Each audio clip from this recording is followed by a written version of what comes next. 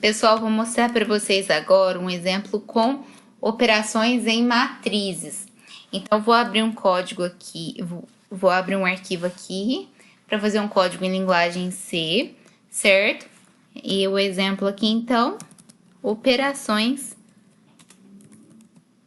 em matrizes.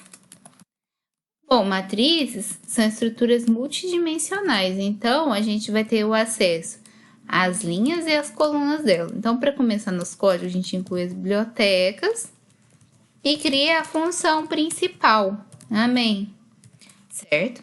E aí, a gente declara quais são as variáveis necessárias e, em seguida, cria-se o código em que são acessadas as linhas e as colunas da minha matriz. Então, como a gente vai acessar linhas e colunas, a gente vai precisar de duas variáveis para acessar esses índices da minha matriz. Então, eu vou chamar ela de I e de J. E como eu vou armazenar elementos do tipo float, que eu quero armazenar 1.3, 1.5, por exemplo, na minha matriz, eu vou colocar o tipo dela como float.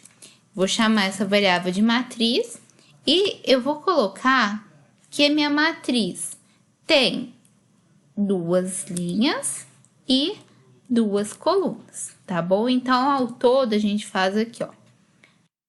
2 vezes 2, 4. A matriz vai ter 4 posições.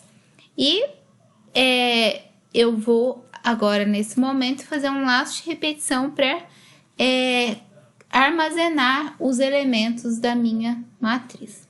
Então, para isso, eu vou fazer um for, primeiro, variando do i igual a 0 e menor que 2, que aqui, no caso, seria o número de linhas.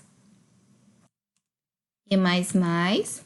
E em seguida, eu vou fazer um outro laço de repetição em que eu vou iterar, fazer as operações por cada uma das colunas, tá bom?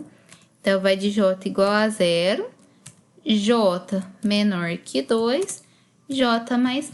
Então, esse valor aqui, gente, desse laço mais interno, refere-se às colunas, tá bom? Se, então, por exemplo, tivesse 3 aqui, ó, J meu seria menor que 3. Eu vou manter o 3 só para vocês diferenciarem um elemento do outro. Então, ao todo, a minha matriz vai ter 2 vezes 3, que dá 6 elementos, tá? E agora, eu vou colocar um printf, digite o valor a ser inserido na matriz. E em seguida, eu vou colocar aqui, ó, o scanf. Como o tipo é float, então põe %f. O e comercial e coloca aqui, ó, matriz na posição I, posição J. E aí, em cada uma dessas posições vai ser armazenado o elemento que o usuário está digitando. Então, o I inicialmente vale 0 e o J 0, na matriz posição 0, 0 é inserido o meu elemento. Depois, ó, a gente faz um J++, então o I mantém 0 e o J passa a valer 1. Então, eu vou armazenando esses valores. Se eu quisesse também criar uma variável temporária em que é armazenado esse valor e em seguida eu coloco esse valor na matriz J, é possível também. Mas eu coloquei esse exemplo aqui para vocês verem que é possível fazer essa operação de forma direta. E aqui eu já fiz o armazenamento de todos os elementos da minha matriz. Aí, pessoal, agora eu vou colocar o comando aqui, imprimindo o resultado armazenado na matriz.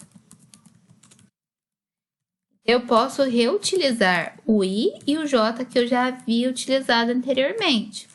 Então, eu vou colocar um for, certo? Um for dentro de outro. E em seguida, eu vou colocar o printf, contendo aqui o conteúdo que está armazenado na matriz, que é do tipo float, na posição IJ, certo? E aí, eu vou colocar um tracinho aqui só para diferenciar o espaçamento de um elemento para o outro da minha matriz.